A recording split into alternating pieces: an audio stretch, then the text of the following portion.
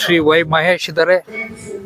ಅವರು ಕರ್ನಾಟಕ ವಿಧಾನ ಪರಿಷತ್ತಿನ ಮಾಜಿ ಸದಸ್ಯರು. ಹಾಗೆ ಡಾಕ್ಟರ್ ಮಂಜುನಾಥ್ ಇದ್ದಾರೆ. ಅವರು ಶಿರಾ ತಾಲೂಕಿನ ಪ್ರಖ್ಯಾತ ವೈದ್ಯರು ಹಾಗೂ ವೈದ್ಯ ಸಂಘದ ಅಧ್ಯಕ್ಷರು ಆಗಿದ್ದಾರೆ. ಇವತ್ತು ನಾವು ಹಮ್ಮಿಕೊಂಡಿರುವಂಥ ಈ ಕಾರ್ಯಕ್ರಮ ಬಹಳ ಮುಖ್ಯವಾದಂಥ ಒಂದು ಕಾರ್ಯಕ್ರಮ ಆಗಿದೆ.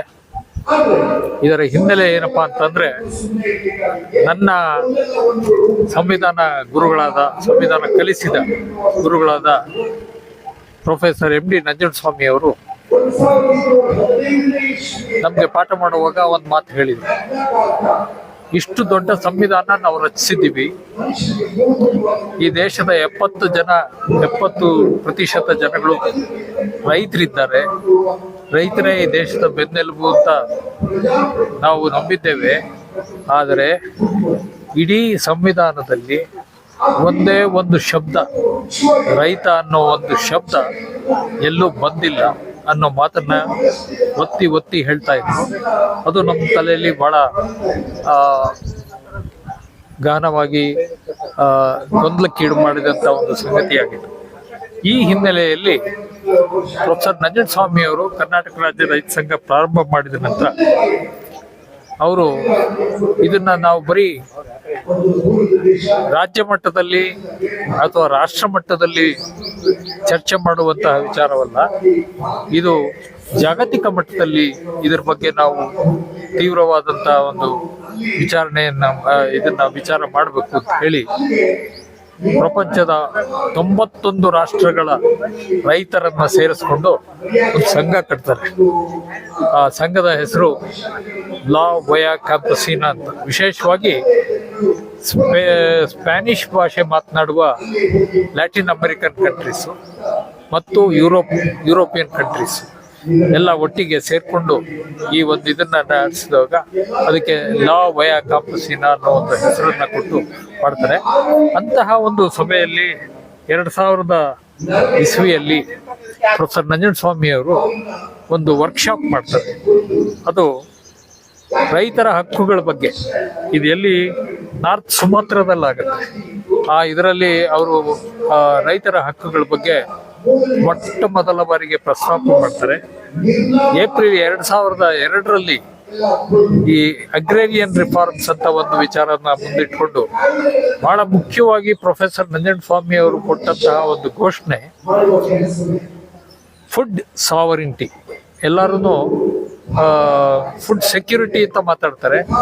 ಅವರು ಫುಡ್ ಸೆಕ್ಯೂರಿಟಿ ಅಲ್ಲ, ಇದು ಫುಡ್ ಸಾವರಿಂಟಿ ಅಂತಂದ್ರೆ ರೈತ ತಾನು ಬೆಳೆಯುವ ಬೆಳೆಗಳಿಗೆ ಅವನೇ ಸಾರ್ವಭೌಮ, ಅವನೇ ಬೆಲೆ ನಿಗದಿ ಮಾಡಬೇಕು, ಅವನೇ ನಿಷ್ಕರ್ಷೆ ಮಾಡಬೇಕು, ಅದನ್ನ ಯಾವ ರೀತಿ ಅದನ್ನ ವಿತರಣೆ ಮಾಡಬೇಕು, ಯಾರಿಗೆ ಮಾಡಬೇಕು ಅನ್ನೋದನ್ನ, ಇಂತಹ ಒಂದು ಫುಡ್ ಸಾವರಿಂಟಿ ಕಾನ್ಸೆಪ್ಟ್ ಅನ್ನ ಕೊಟ್ಟವರು ಪ್ರೊಫೆಸರ್ ನಂಜುಂಡಸ್ವಾಮಿ ಅವರು. ಆ ನಂತರ ಇದನ್ನ ಏಪ್ರಿಲ್ನಲ್ಲಿ ಮತ್ತೆ 2001ರಲ್ಲಿ ಇದಕ್ಕೆ ಸಂಬಂಧಪಟ್ಟಾಗೆ ಒಂದು ಸಭೆ ನಡೆಯಿತು. ಆ ವೇಳೆಗೆ ಪ್ರೊಫೆಸರ್ ನಂಜುಂಡಸ್ವಾಮಿ ಅವರು ತೀರ್ಕೊಂಡಿದ್ದರಿಂದ ಆ ಸ್ಥಾನದಲ್ಲಿ ನನ್ನನ್ನ ಕರ್ನಾಟಕ ರಾಜ್ಯ ರೈತ ಸಂಘ ನೀವು ಇದನ್ನ ಮುಂದುವರಿಸ್ಕೊಂಡು ಹೋಗ್ಬೇಕು ಅನ್ನೋ ದೃಷ್ಟಿಯಿಂದ ಕರೀತಾರೆ. 2008ನೇ ಇಸ್ವಿಯಲ್ಲಿ ನಾವು 2008ನೇ ಇಸ್ವಿಯಲ್ಲಿ ಒಂದು ಸ್ಪೇನ್ನಲ್ಲಿ ಒಂದು ಸಭೆ ಸೇರ್ಬಿಟ್ಟು ಅಲ್ಲಿ ರಚನೆ ಮಾಡ್ತೀವಿ. ಒಂದು ಕರಡು ಘೋಷಣೆ, ರೈತರ ಹಕ್ಕುಗಳ ಕರಡು ಘೋಷಣೆ ಒಂದು ರೆಡಿ ಮಾಡ್ತೇವೆ. ನಾವು 7-8 ಜನ ಜಾಗತಿಕ ರೈತ ನಾಯಕರ ಸಮ್ಮೇಳನದಲ್ಲಿ ನಡೆದಂತ ಈ ಒಂದು ಕರಡು ತಯಾರಿಕೆಯಲ್ಲಿ ನಾನು ಒಬ್ಬನೇ ಲಾಯರ್ ಇದ್ದಿದ್ರಿಂದ ಸ್ವಲ್ಪ ನನ್ನ ಮೇಲೆ ಜವಾಬ್ದಾರಿ ಜಾಸ್ತಿ ಬಿದ್ದು ಇದನ್ನ ಕರಡನ್ನು ಮಾಡಿ ನಾವು ವಿಶ್ವಸಂಸ್ಥೆಗೆ ಕಳಿಸ್ಕೊಡ್ತೀವಿ. ಇದನ್ನ ರೈತರ ಹಕ್ಕುಗಳ ಘೋಷಣೆ ಅಂತ ಮಾಡ್ತೀವಿ. ಬಹಳ ಸಂತೋಷದ ವಿಚಾರ ಅಂತಂದ್ರೆ ಈ ಒಂದು ಕರಡು ಇವತ್ತು ವಿಶ್ವಸಂಸ್ಥೆ ರೈತರಿಗೆ ಮಾತ್ರ ಅಲ್ಲ, ರೈತರಲ್ಲದೆ ಗ್ರಾಮೀಣ ಪ್ರದೇಶದಲ್ಲಿ ಕೆಲಸ ಮಾಡುವ ಆದಿವಾಸಿಗಳಿಗೆ, ಕಮ್ಮಾರರಿಗೆ, ಆಮೇಲೆ ಕರಕುಶಲ ಇದನ್ನ ಕೈಗಾರಿಕೆಗಳಲ್ಲಿರುವಂಥವ್ರು, ಆದಿವಾಸಿಗಳಿಗೆ, ಮೈಗ್ರೆಂಟ್ ವರ್ಕರ್ಸ್ಗೆ, ಎಲ್ಲರಿಗೂ ಕೂಡ ಅದು ಅದರಲ್ಲೂ ಮೀನು ಹಿಡಿಯೋರ್ಗೆ ಎಲ್ಲರಿಗೂ ಗ್ರಾಮೀಣ ಪ್ರದೇಶದಲ್ಲಿ ಕೆಲಸ ಮಾಡುವಂತ ಎಲ್ಲಾ ವ್ಯಕ್ತಿಗಳಿಗೂ ಕೂಡ ಅನ್ವಯಿಸುವಂತೆ ಇದನ್ನ ಈಗ ಮಾರ್ಪಾಡು ಮಾಡಿ ಇವತ್ತು ವಿಶ್ವಸಂಸ್ಥೆ ಅದನ್ನ ಘೋಷಣೆ ಮಾಡಿತ್ತು. ಇದು